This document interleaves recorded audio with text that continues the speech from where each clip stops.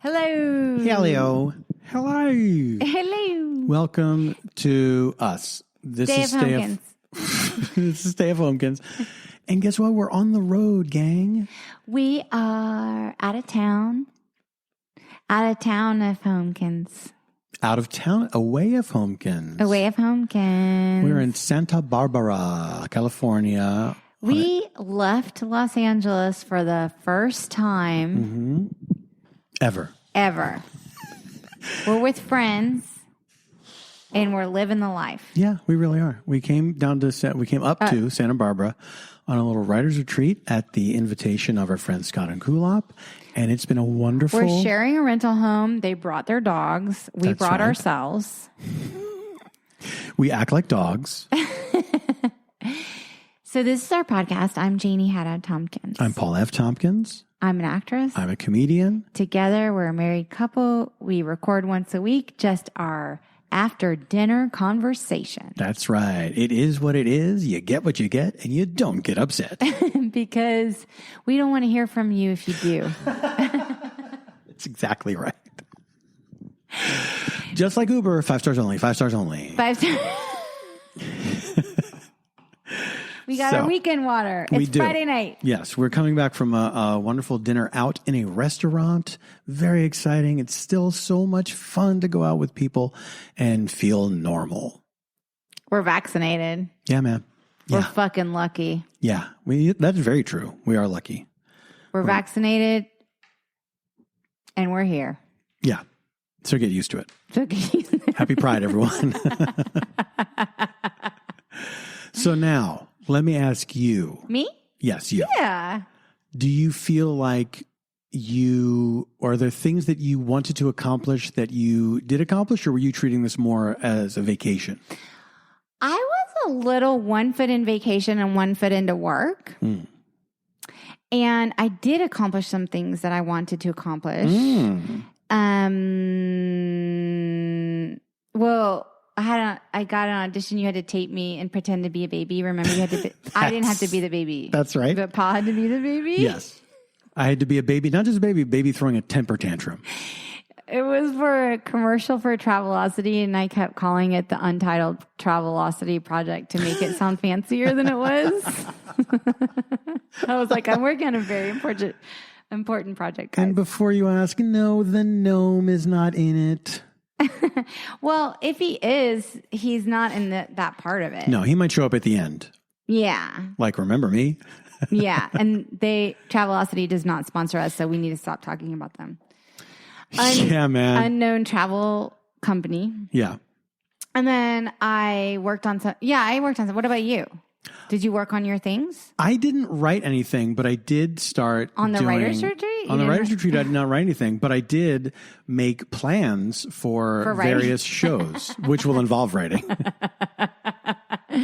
Yeah, and then we've just been enjoying one another's company. And yeah, it's been nice. We haven't done a trip like this, obviously, since before the pandemic, and it is nice to... also, I maybe want to live in Santa Barbara now. Okay.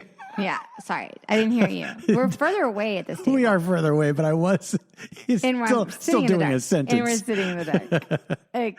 We're sitting in the dark. We had to adjust. It's you take what you can.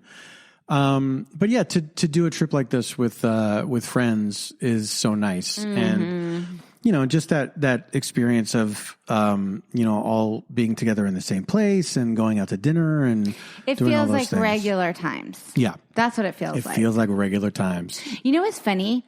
I didn't even tell you and Scott and Cool Up this. What? But you know how your memories, in your photo apps or whatever will pop through? So today I got hey, remember 10 years ago? And I was like, no, because I can barely remember last week. And they're like, remember 10 years ago when you and Paul and Scott and Kulop were in Washington State for the Sasquatch Festival? Sasquatch Festival, It was 10 years ago. Yeah. Yeah. Have we told the story of tendrils online on our podcast? No, we're going to tell the tendril story. Tell the tendril story. Okay, so Did we tell the story? I can't remember, but guess what? Oh, you're about to hear it again. We're tipsy and we might repeat. Some of us are tipsier than others. I'm sorry. Do you want a glass of water? No, You want some water? You turn it around on me. I'll get you some water. I'm fine.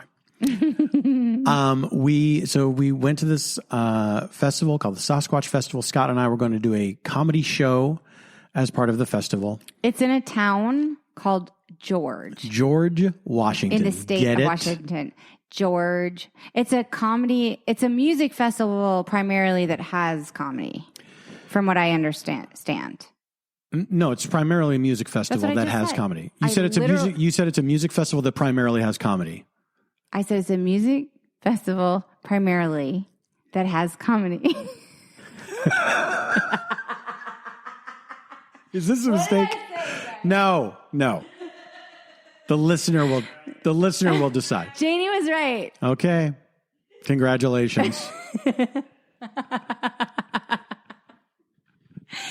It's a music festival primarily that has comedy. Okay. That maybe was an inflection issue. Okay. Dumb Southerner. Doesn't know how to talk.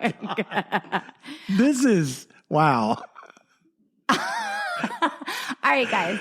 Here's the thing. We were in George, Washington 10 years ago. Yes. Take it away, Paul. Take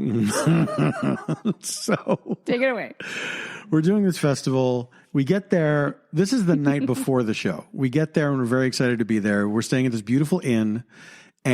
Which might be like the only place that you can stay. This festival is very rustic. Like a lot of people stay in tents. They stay in yurts. Yeah. And we're staying indoors because it's the 20th century. 21st even by the time this happened. And years ago. So we're very happy to be there, and we have like real summer camp energy. And so we have dinner at the inn's restaurant, which is a place called Tendrils. Tendrils.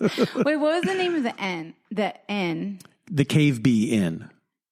Yeah, it had like a wine situation going on, like a wine cave. Absolutely. They had their own winery. Yes, absolutely. Situation. Yes. And it was on the river Gorge. Oh, yes.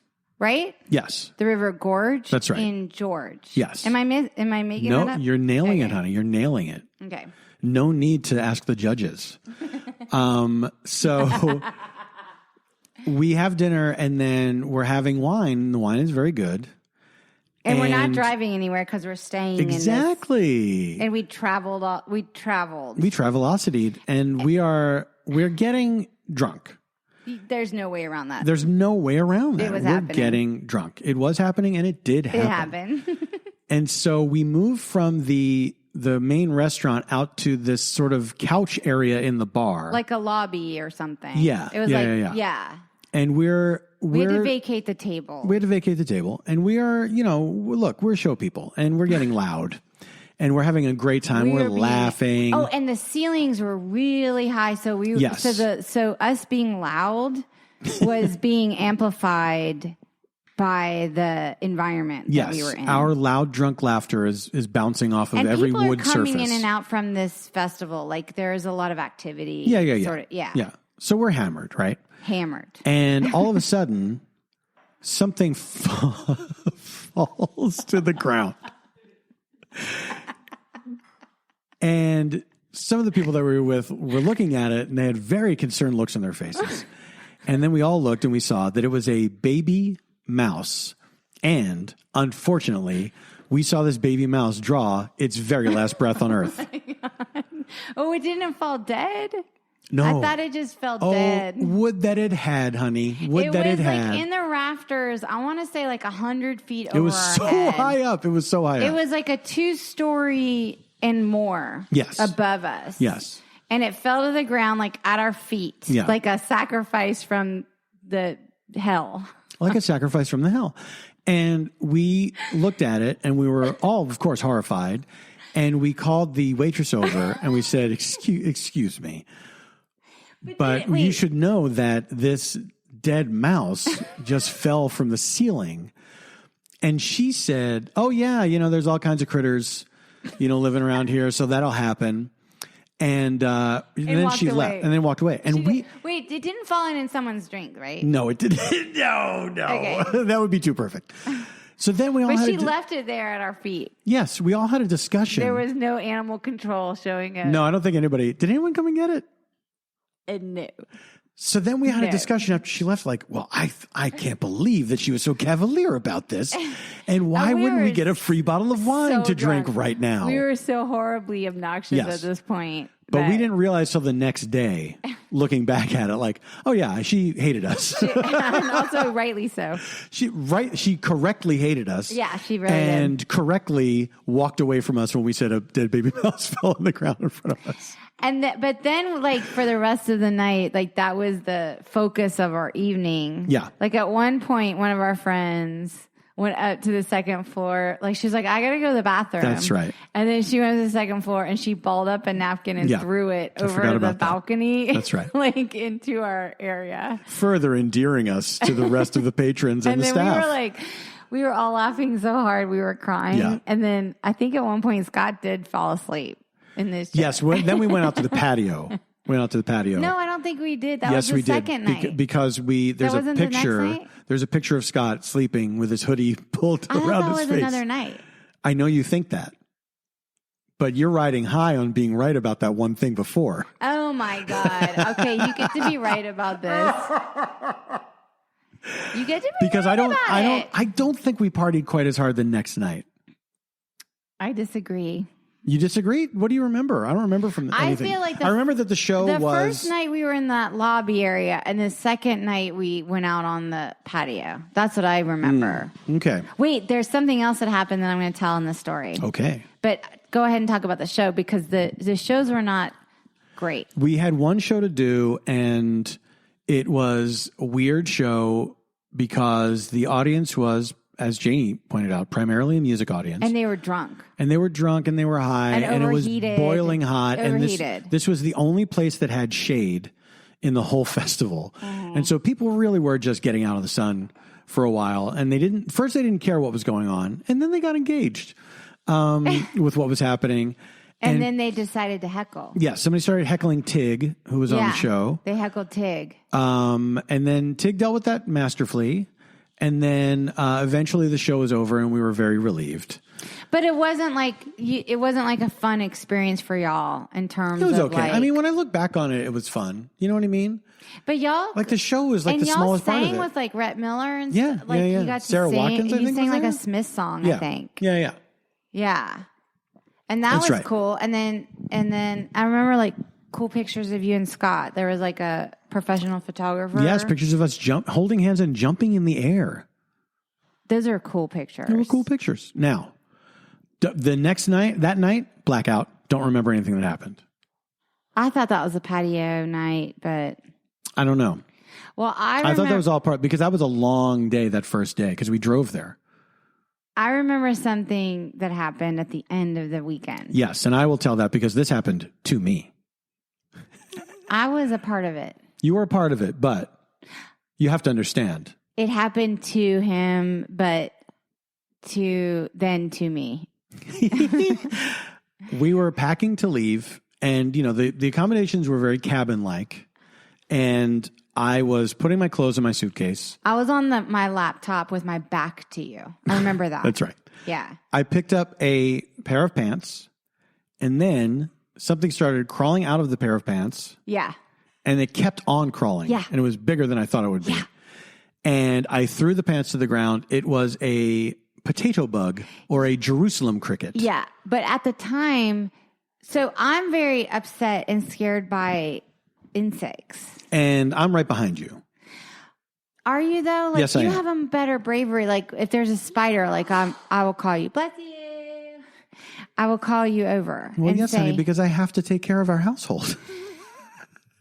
Well, I have to get past my own cowardice. But you made a noise. Yeah. That was like an alarming enough noise that I knew something very serious was taking place. Yes, because this thing that I was looking at, I had never seen anything like it on Earth. And it was in my clothes. And it has like a human face. It has almost a human face. It has a human face. Yes.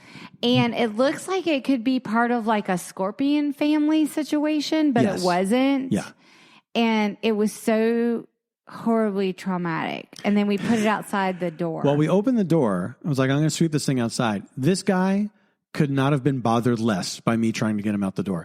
Like I took like a magazine or something. Oh, he and was I'm like a shooing mammal. him. He was acting like a mammal. He was just like strolling along like, yeah, I get it. He had big mammal energy. He had BME. He had total big mammal energy, even though he was like not. And so we got him out the door, and then we looked him up to see what he was. Well, because we didn't know those terms, Jerusalem cricket, potato, but we didn't know those. I'd heard of potato bugs, but I thought they were something else. I thought they were like roly-polies. These were in his pants, y'all. Yeah. That he was about to put in his fucking suitcase. That's where I go. I go in my pants. What the fuck? Yeah. It was so gross and so traumatizing. It was a true monster. And then we told your friend Paige about it, and she asked us if we'd ever seen a vinegaroon. Oh, yeah, because she was living in Marfa at the time. Yes. Y'all, Marfa? Mm-mm. I want to go. But I will be dressed head to toe in hazmat because, number one, they have like very dangerous red ants that will swarm your body. And you won't like it. It will hurt. Yeah. And it will... You'll be like, I didn't want this to happen. It will maim you. It will maim you. Then she was like, oh, have you seen a vinegaroon? And I'm like, what word are you making up? That sounds like a salad dressing. And somehow racist. Yeah. It's like, and then I Googled it. Y'all, if you Google vinegaroon... That's on you. That shit is wild. Vinegaroon is two different horrible bugs smashed together. It's like a scorpion and a fucking cockroach. Yeah, they're horrible. And then she told me the first or second night she'd moved into her place, there was a fucking tarantula on the wall because I guess when tarantulas mate, they go in a directly straight line. Like me.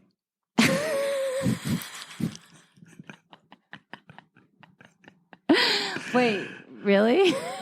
Yeah. Straight line When mater? I have sex, I walk straight line mater. I'm a straight line mater from way back. So, it's the best. Try it if you haven't tried it. Try it. I'm a straight line mater. Title of the episode.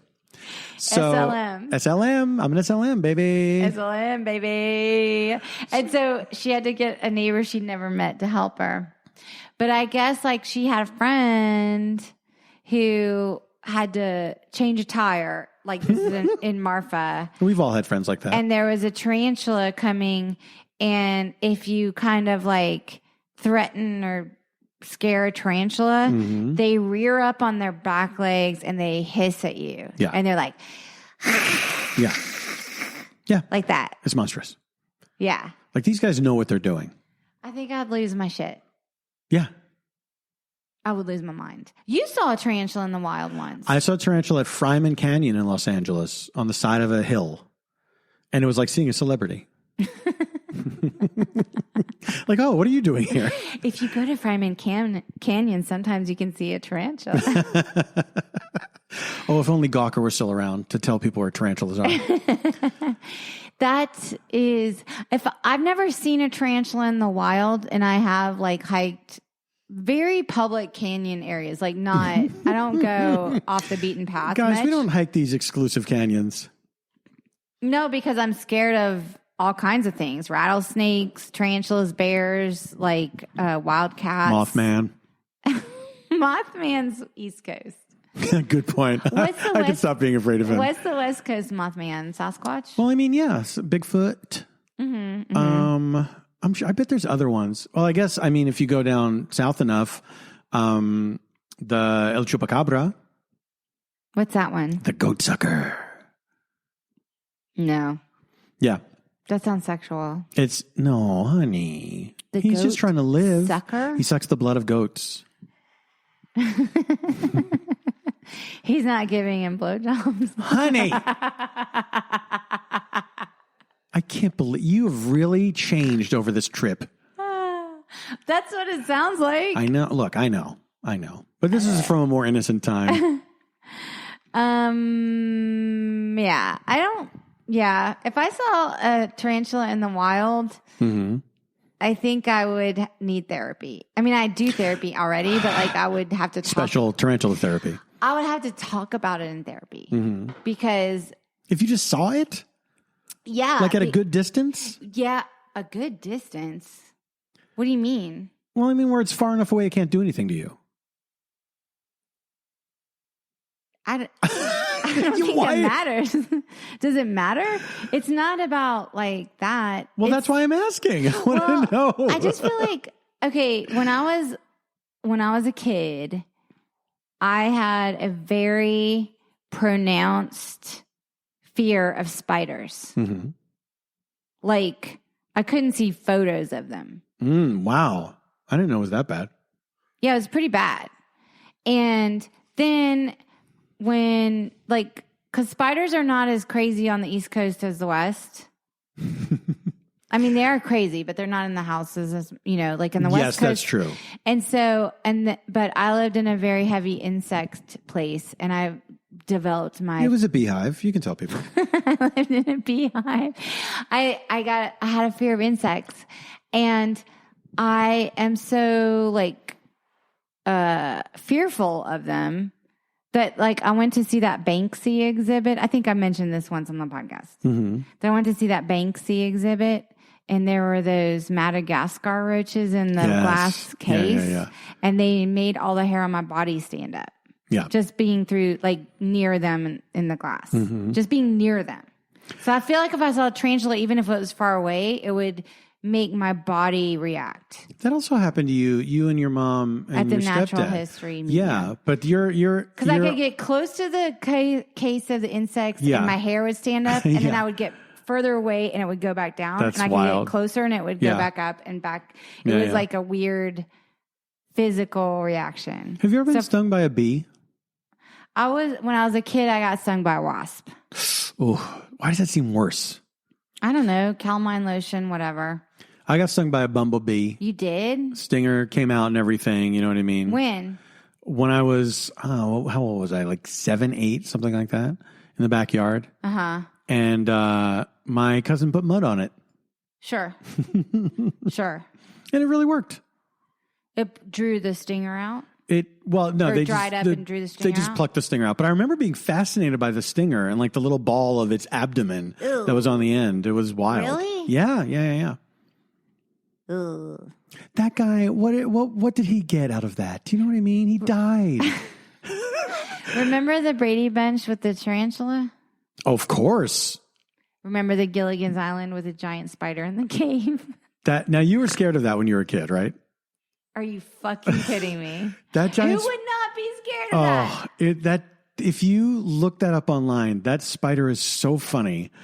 It was a giant tarantula like Gilligan's Island. It looks like a puppet, right? Oh, it looks beyond. like a marionette. It was like one guy in it was rocking it from side to side. Like the legs don't fully touch the ground. But the thing is, when I was a kid, in my mind, I thought it could be a real thing. If you're little enough, not that it looked real, but that it like exists, like that existed. Yes, if you are little enough, absolutely, that would be terrifying for sure. Yeah. Yeah. But that episode of the Brady Bunch was a big deal. I remember when I was a kid because I remember watching that show when it aired. Because he had the totem. He had the. It was the Cursed Tiki Idol. He had the They went to Cursed Hawaii. Tiki. Yeah. This is back when every show used to go to Hawaii. Why wouldn't they? They would. I know. Seems like they should be doing that now. But it was a 2-parter. Hacks. Brady Bunch goes to Hawaii. Hacks in Hawaai. They'll probably go. Why not? Yeah. If I were Gene Smart, I'd put that in my contract. I'd be like Hawaii bottle episode. But I remember that episode very well and how exciting it was that they were doing a 2-parter. There was some weird curse. Yeah, Greg. Yeah. Greg had the behind the scenes making out with Florence Henderson. No one knew. They were not making out. Yes, they were. They made out. Don't you remember that? They went on a date. I thought they made out. They went on a date. She honored his date. What? Yes. I don't think so. I think so. I don't know. We can look it up. But I don't think they had like an affair during the making of that show because he was a child for a very long time. I don't think he was a child in the show. He was probably like ever 20 or 18 or something. No. He was a kid. When that show started, they were all very young. And then he asked her on a date, and you're saying she honored it? The show ran for so long that he probably aged into his 20s. I don't know about this. Okay. Is she the first Me Too? She was the first Me Too. No. I remember, a long time ago, I remember hearing this story. Had an inappropriate relationship. He like asked her out on a date and she went out with him and it was like nothing happened. Mm-hmm. Oh, you're skeptical? I swear to God, I thought they made out. That's from your slash fic. No. I don't want it to be true. Don't you? No. Even a little bit? No. No. I think, wasn't it like Greg and Marcia had a thing? Or the actors had a thing on set? You're asking the wrong person because I really honestly thought it was Florence Henderson. All right, we will look it up. And then the dad was gay. Yeah, Robert Reed, yeah. Pride Month. Happy Pride, everyone. Robert Reed was gay. Happy Pride. Robert Reed was gay. Say it loud. Robert Reed was gay. That show, if it were pitched today, would not be a thing. You don't think so? The Brady Bunch? Because they've done... they have a maid and there's no friction. Yeah, they just get in little squibbles and squabbles about like itching powder and that's it. And they would be like, I'm sorry, what else you got? I feel like it would be the exact same thing today, but with phones. Like, oh my God, Greg filmed me naked and put it on Instagram. Greg, your mother just texted me that you didn't go to school TikTok. today. They would be doing TikTok dances. You should not put your naked stepsister on TikTok. There would be. No, honey. That's what it would have to be. No. Why would it have to be that? You didn't see Euphoria? So you're saying if the Brady Bunch today, it would be pretty much like Euphoria? It would have to be. Because it wouldn't be like reflective. But they're still making shows for kids. Oh, Brady Bunch was for kids? Yes, honey. Are you sure? Yes. Think back to any episode of the Brady Bunch and think if you would enjoy watching it as an adult. All I know is that it really messed me up because like blended families are not like that. Like my blended family was not like that, and I have to deal with it in therapy. So yes. Thanks, Brady Bunch. I think in the very early episodes of the show, they may have paid a little lip service to that idea of the families being blended, but I think they then just settled into it like they're brothers and sisters. Yeah. They're just like, you. It's not about like Fuck you, Brady their Bunch. parents' tragic death. Because that's not how it goes. Honey, you're telling me you're reading Brady Bunch, the Riot Act, 50 years after the fact. You know how they like to do remakes in today's times, like one day at a time and stuff? They like to do a remake, a reboot. And I'm going to do Brady Bunch and I'm going to like tell the truth. I'm surprised they haven't rebooted the Brady Bunch. Really? Yeah. I mean, they reboot shit all the time. Like, why wouldn't they do that? That's like a proven Did successful you see thing. the Brady Bunch house was like for sale like a year ago or something? I know, I bought it. Surprise. You did? Yep. But the interior is nothing like the set. Yes, I had to buy that too. I had to buy the set as well. So the exterior was what they shot for the credits or whatever. And then they had like a studio that was totally different. Yes, exactly. And remember, the dad was like an architect. Yes. And it was a groovy house. Like they had the open staircase. I like that house a lot, yeah. And they had, sunken living room? I think it was a sunken living room, yeah. And then they had the island in the kitchen with and there were orange. That kitchen was pretty small for that house. Well, only the maid needed to be in there. You got me. But do you remember there was a room off to the side of the kitchen? That was his office. No, the office was off the stairs, at the bottom of the stairs. Okay. So at the bottom of the open staircase, his office was off of that. And then there was a sunken living room. And then you went into the open kitchen. And then there was a room off to the side of the kitchen. Oh, the kitchen. Yes. That was like the TV room where they would watch TV and then you would just hear the sound of cowboys and Indians. Wait, that was all they ever watched. It was a TV room? Yeah. Oh, wow. Okay. And I remember and then of course they saw that there was going to be a pie eating contest on some show. And Peter entered the pie eating contest? Bobby did? I don't remember. Bobby sucked. Or it was ice cream eating contest. Bobby was the worst. Bobby did kind of suck. He fucking sucked. He didn't bring a lot to the table. He drug everybody down. He did. He really did. He did. Cindy was very cute. She had a little lisp. Yeah, Cindy had the pigtails and the ringlets. Yeah. Yeah. Bobby sucked. He was the weak link. He really was. Yeah. Even Alice brought more. Alice was full of personality. She was a dynamite lady. All right, we have to take a break, and we'll be right back after these ads. Hey, it's me, Paul. You know how I like to talk about when I was growing up? This is more of that. Growing up, cereal was one of the best parts of being a kid, but I had to give it up because I realized it was full of sugar and junk that I really shouldn't eat. I used to love it so much, though. Oh, my God. Eating that cereal, the sugary cereal that I begged to have, watching cartoons. This was the stuff of life.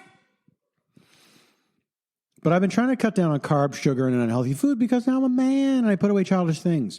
And I realize I basically can't eat anything anymore, which is sad. But then I found out about something called Magic Spoon.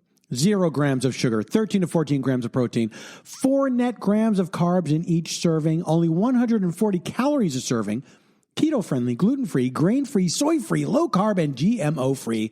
And I get to build my own box. Available flavors to build your very own custom bundle are cocoa, fruity, frosted, peanut butter, blueberry, and cinnamon. Mix them all together. It's against God's plan, but we are earthly beings. So do what you like to do. Magic Spoon, I love you. Here's my call to action. Go to magicspoon.com/homekins to grab a custom bundle of cereal and try it today. And be sure to use our promo code HOMEKINS at checkout to save $5 off your order. And Magic Spoon is so confident in their product. This is bordering on hubris. It is backed with a 100% happiness guarantee. If you don't like their cereal for any reason, they will refund your money. No questions asked.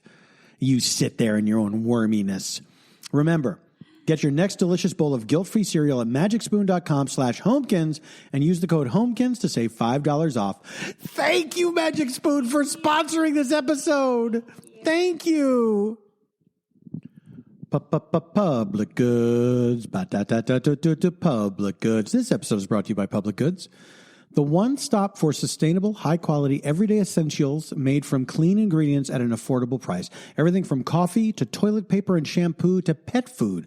Public Goods is your new everything store, thoughtfully designed for the conscious consumer. Now look, Public Goods sent us some stuff. We loved it. We got some dishwashing liquid. We got some soap. We got some chocolate almonds. We got like a variety of different things. We loved all of them. They're all terrific, and the packaging is great. Why do they do it? How do they do it? Rather than buying from a bunch of single product brands, Public Good members can buy all of their premium essentials in one place with one beautiful, streamlined aesthetic. Public Good searches the globe to find clean, healthy, eco-friendly, and innovative products. I was going to do that. Now I don't have to.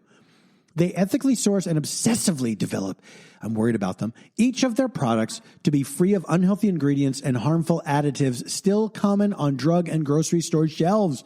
They are committed to making their products healthy and safe for humans, animals, and the environment. Knowing what's in your products and where they come from is important. Small changes in the way we shop can make a big impact on personal health and the world at large.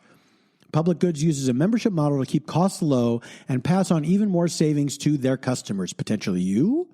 Best of all, you can make your first purchase with no obligation. They plant one tree for every order placed and incorporate sustainability into every part of the company. Join hundreds of thousands of others who have switched to their new everything store.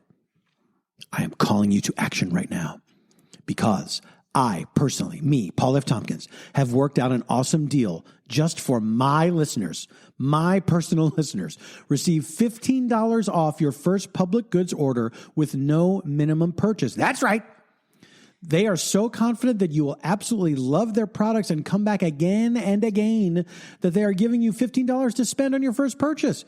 You have nothing to lose. Just go to publicgoods.com/homekins or use code HOMEKINS at checkout. That is publicgoods.com/homekins to receive $15 off your first order. Public Goods. I just did the ad. Thank you for this beautiful ads. Hey, man. I love it. I like that you said something was eco-friendly. I say eco-friendly. Why did I say eco-friendly? Eco-friendly to me sounds like, hey, hey, hey. you. Be friends with me. 15. Dollars. 15. Off. Like that? Yeah, that's what I meant. Have you ever heard an echo? I mean, like in a canyon where something is fully echoed back to you? Like. No, I don't think I've had that. I mean, like I've been in a tunnel, but I don't think I've ever had that situation of a big, vast canyon. Yeah, I don't think I have either. Where you like can talk into it and you hear the whole sentence back. Yes. Is that a real thing? Probably. Or is that a movies thing? I don't know. I guess it depends how long the sentence is. When in the course of human events. When I was a child, I gave I thought as a child, acted as a child. Oh, scripture. So when we get back home, what are we going to do? What do you mean? Do you have plans? Do you have things you're going to dive into? What are you going to do? You mean on Monday? Yeah, man, Monday. Or Tuesday or Wednesday? How long do you stay? I don't know. I mean, I might go somewhere else. Oh my God, honey. You have the wanderlust. Well, on Monday, so this is kind of funny. Mm-hmm. I scheduled a termite inspection. That's right. Because we thought we saw a termite in the window. Yes. It could be an earwig. Because there's types of termites that look like earwigs. Well, guess what I learned? What? This is something called swarm season. Oh, It's a yeah. very insect-heavy episode, by the way. It really is. And apologies to people who don't like insects, and you're welcome to people who love them. And, so that might happen. And I don't know. What about you? Well, I got a bunch of things that I got to do, just like... What about all the fun we had on this trip? We played a game last night. Yes, we did. We played Exploding Kittens last night. This is at the recommendation of Scott and Kulop because when we suffered a power failure last summer, and Janie and I very quickly realized as we were sitting there in candlelight, we don't know any card games. Also, we were like, okay, we're sitting here in candlelight. We don't have any electricity. So we looked in our games and we ended up playing this vintage version of Trivial Pursuit, which, by the way, Paul wins Trivial Pursuit every fucking time. And I just have a better memory for trivia than you do. That's all. Yeah, that's what it is. I'm sure. Yeah, that is what it is. That's all it is. And then we were telling our friends, and then Scott and Kulop were like, we have this great game, and two people can play it in addition to a group of people. Mm-hmm. It's called Exploding Kittens. And then Kittens?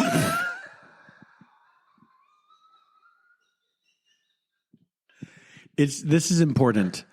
We played Exploding Kittens. Oh my God, because I was talking. So that made me think of something else. The straight Satan. Whatever. Okay, that's a whole other story. That's a whole other thing. Okay, so wait, we played Exploding Kittens. I mean, we didn't. We bought Exploding Kittens, and it was wrapped in shrink wrap for 6 months. And we're like, we'll bring it because we were going to do games. And then they taught us how to play last night, and it was so fun. It was a ball. It's so good. And then Paul won, and then Kulop won. I won and immediately left. Yeah, which is... We played one game. I said, well, I'm going to bed. Kind of Not cool. Whatever. It's not cool, man. But I'm a cool guy for doing a not cool thing, don't you think? Also, like, Scott and Chloe, it's fine if you go to bed. Now it's kind of like, what? You're not going to play another hand? Like we were in it was like we were in like a Vegas casino. Yeah. That's how I felt. I mean, there was no like money. Like you were cashing out. Yeah. Like we were like exactly. Demi Moore and Woody Harrelson. Like you were like, wait, before like our saving, I don't know. Like now, were you all three together, Demi Moore and Woody Harrelson, or was one of you Woody Harrelson and two of you were Demi Moore, or the other configuration? Somebody was Robert Redford. Me. You're Robert Redford, and the three of us were Demi Moore and Woody That's Harrelson. Right. And then you were like, I have to retire to my yacht. Yes, it's indecent of me, but I'm going to do it. Remember the movie, though? Like, in Indecent Proposal, like, her dress and stuff? And, like, we were just cool with that. Her dress? What? We were just, like, cool with her, like, being dressed up like a doll by Robert Redford for, this sort of transactional sex. Mm-hmm. Pretty Woman much? That was different. She wasn't married. And they fell in love. They did fall in love. That's different. Okay, but it's still somebody dressing someone up as a doll. Who's loving it, by the way. And that's what I'm saying. That's different. But she loved it. Demi Moore loved it, didn't she? She did not love it. She didn't like being dressed up like a doll. She loved Robert Redford's sex appeal in spite of herself. Right. Do you know what I'm saying? Yeah. Because she was stuck with dumbass Woody Harrelson. Who has the worst plans for every problem that they have. And here comes fucking Robert Redford, and he's looking at her like a golden fox. Yeah, he was a golden fox at the time. Mm-hmm. He's looking at her like the goddamn queen she is. Yeah. Putting her in the dress. Mm-hmm. And she's like, but I made a vow, whatever. Mm-hmm. Did they have sex? They did, right? Yeah. It ruined everything. I don't remember how it ended. In my recollection, it saved their financial worries but ruined their marriage. Yeah. Isn't that always the way? I mean, I don't remember totally. That's why this has become such an unpopular plan. A financial plan for couples. Because it comes up so frequently. Yeah. And people are like, maybe we shouldn't do this. Pretty Woman, different. Because she was like fun. She was more fun. Like it was fun. Yeah. And like their whole thing was like it was a crime. Mm-hmm. It wasn't a crime though. It wasn't because it was consensual, but it felt non-consensual. I mean, it was essentially prostitution, right? Although he's not paying her. He's paying them. So then it's sex trafficking. Ooh, sex trafficking. Should have been the title. It was an indecent proposal. It was disgusting. It was a disgusting proposal. What if the movie had been called Disgusting Proposal? Now, I haven't seen the movie. Maybe this is a watch-along, to be honest. You've never... What are you talking about? You've seen that movie? I didn't finish my sentence. And I thought I did. I haven't seen it since the theater. There we go. Okay. So now I'm like, should it be a watch-along? Because did we not watch it when we did the big ones? No. We didn't, did we? No. It wasn't required of us. It's true.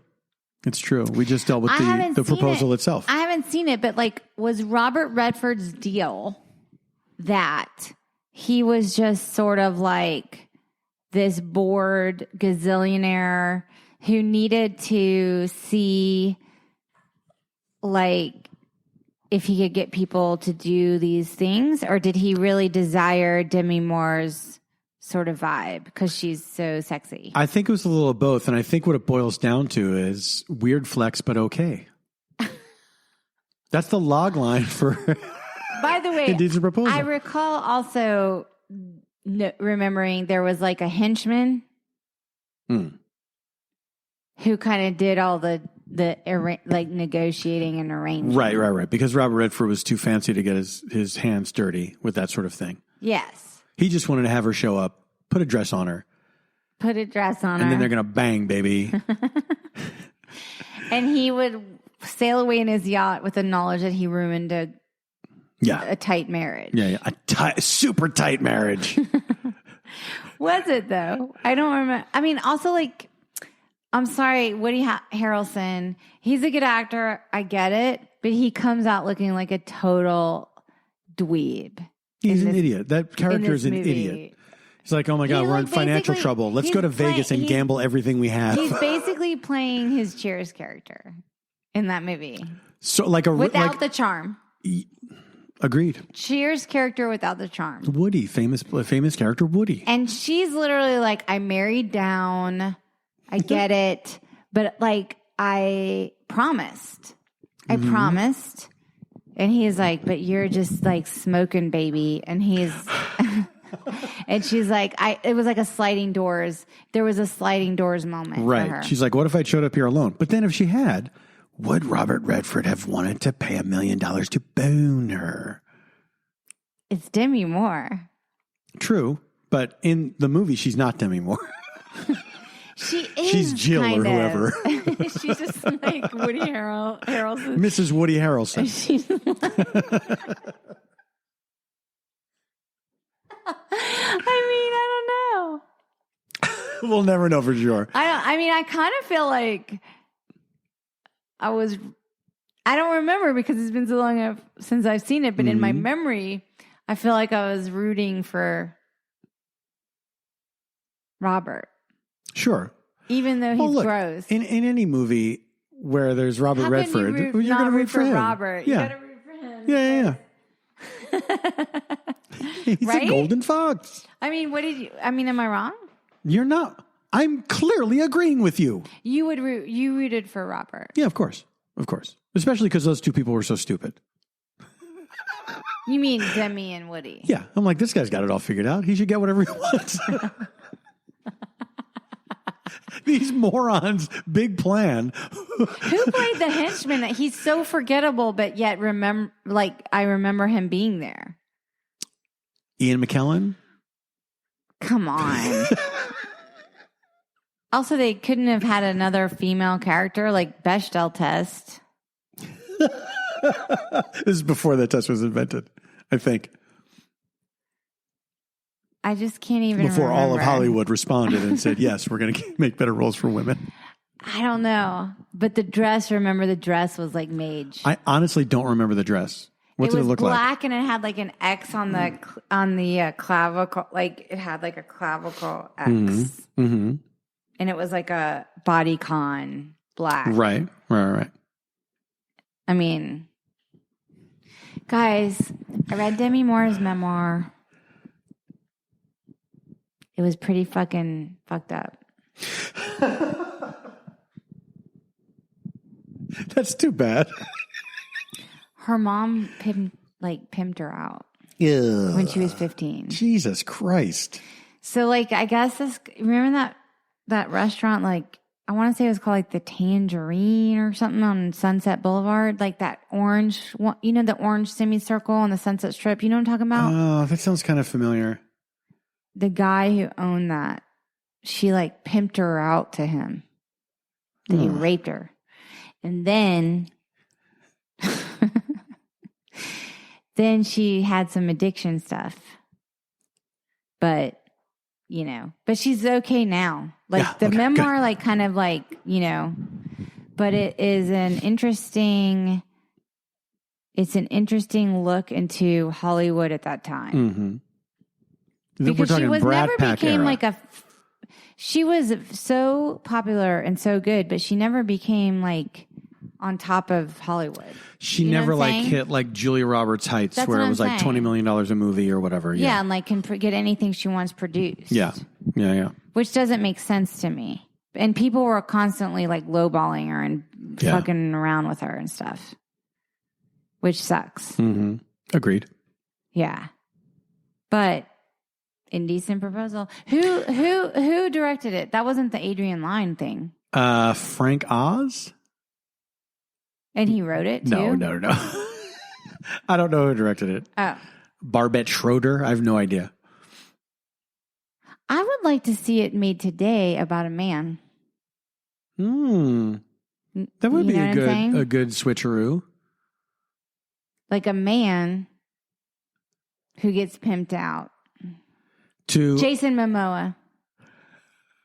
I want to see Jason Momoa. Uh-huh. They're in dire straits. Right. His wife says we should go to Vegas and gamble all our money. Yeah, his wife says that. Mm-hmm. And then I might cast Lisa Bonet even as Robert Redford. I think that would be a little weird. Because they're married. Yeah. In real life. Yeah. I wouldn't put Lisa Bonet in the legendary Robert Redford category. Well, I was just thinking because they're a couple and it's sexy. Yeah. You know? But then it lowers the stakes, I think, if you know that they're married in real life. Okay, so who would you put in the... Okay, it could be interesting as an older woman. Mm-hmm. What do you think? If you're doing a one-to-one, kind of reimagining of it. Jean Smart. Jean Smart. No. Jason Momoa. And who's the dumbass spouse? That could be Lisa Bonet. No, I don't want her in that part. I don't know, Rebel Wilson.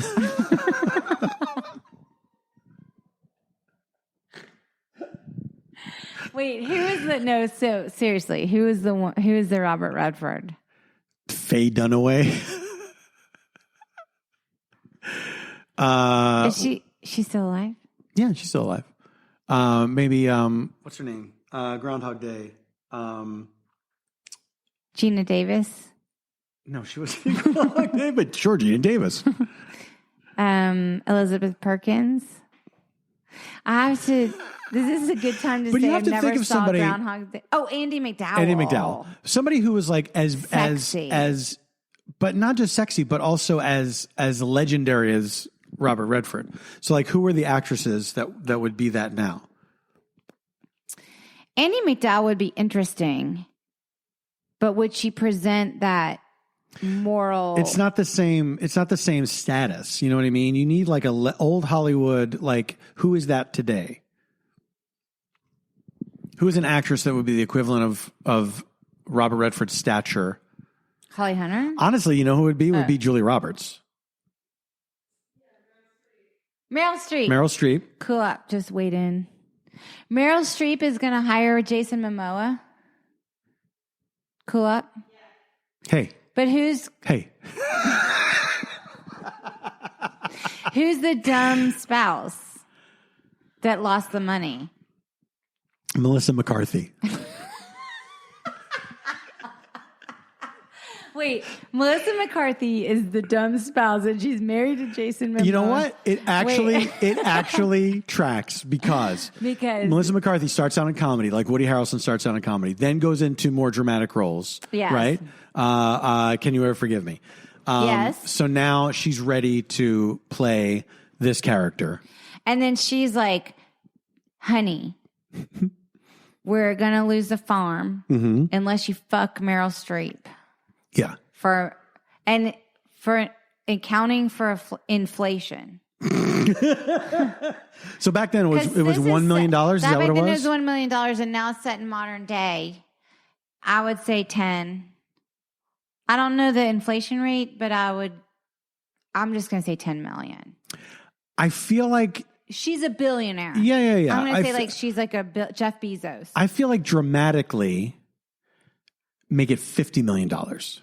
Good Lord. Yeah. Seriously? Yeah. And Jason or maybe Momoa, maybe that's not the way to do it, because $1 million, even back then, it was like, okay, that's enough money that we have to actually seriously think about this, which $1 million would still be the same today. Like if somebody offered you $1 million, you'd be like, nah. Yeah, if you're in trouble. If you're in financial trouble. Let's say $5 million. Wait, so Jason Momoa. So Melissa McCarthy would be jealous of a beautiful Meryl Streep. Mm-hmm. I could see it. Mm-hmm. But would Jason Momoa feel objectified by the outfit that Meryl Streep bought for him? What did she buy?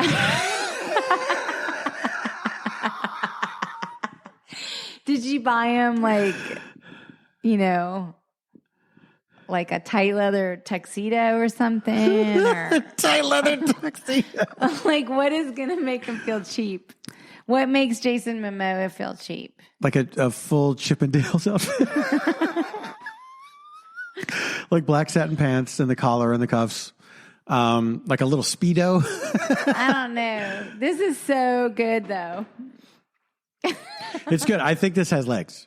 Now, here's the thing, though. Would it be a drama still, or would it be a comedy?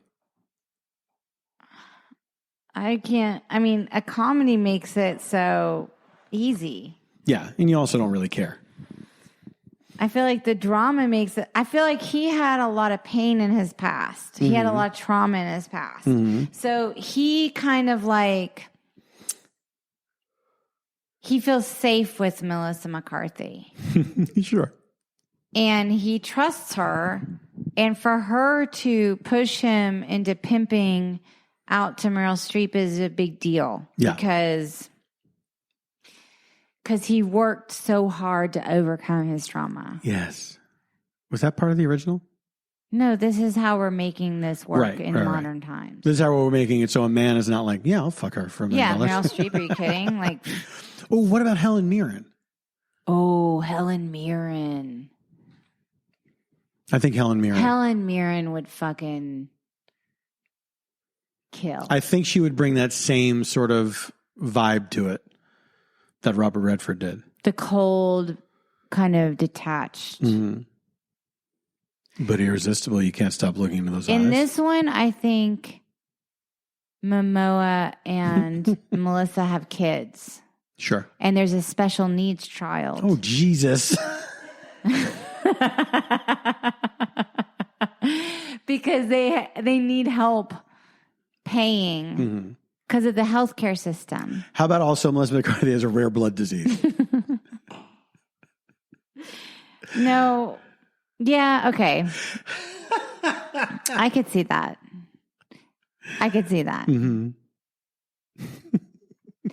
And their love affair is legendary amongst their friends. Like they're like the model. Everyone thinks they're the real deal. They're Absolutely. They're on Instagram. Relationship goals. Like hashtag relationship goals. Yes. And then fucking Helen Mirren comes in her yacht. And she wants to toy around. Yeah. Just because she can. She sees Jason Momoa across the casino. Because he's 2 heads taller than everyone else.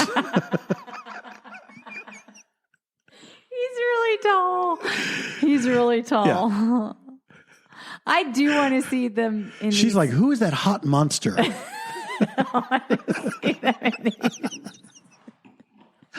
want to see them in these scenes. I do bad. too. And I want to see Melissa McCarthy disintegrate over the aftermath. The aftermath of this, you know? I think this really has got legs. All right, we should wrap it up. Do you have any recommendations? I recommended Hacks already. I'm obsessed with Hacks. Re-recommend it. We can re-recommend if we want. Yeah. Oh, and we're going to be on an upcoming episode of Add to Cart. That's right. Recorded right here in Santa Barbara, California. Add to Cart, hosted by Kulav Isaac and Suchin Pak. And we had a great time chatting with them. Fun. Yeah, it was really fun. So don't just listen to it. Subscribe and add 5 stars. There you go. It's like an Uber. 5 stars only. 5 stars only, bitches. I don't know if I did this already, but I want to re-recommend Cocaine and Rhinestones, which has started back up again. Yes. Very excited about that. I'm a Patreon subscriber. Yes, you are. That's right. Let me see if there's anything else that I... Also, you have the Neighborhood Listen. The Neighborhood Listen. Yes, which I told people last week, but we are recording now. Co-host with Nicole So Parker. much fun. We have a lot of great guests this season, as we always do. But it's I'm so glad that we're coming back. It's really an enjoyable show. And is that a great sales pitch? It's really an enjoyable show, and I'm one of the hosts. But listen, I also want to tell people that I am planning on some live shows in Los Angeles and elsewhere, and I'm very much looking forward to that and figuring it all out now. So I will keep you all posted about that stuff. We're on Twitter at stayfhomekins. We're on Instagram at stayfhomekins. You can email us, stayfhomekins@gmail.com, and you can order official merch at kinshipgoods.com. That's right. Their store is back open in person, and I'm very happy for them. Yeah, we're going to have to visit it because we're going to West Virginia. We absolutely have to, yes. Enjoy. And we'll take some pictures while we're there. So until then, stay safe, stay sane, and stay strong.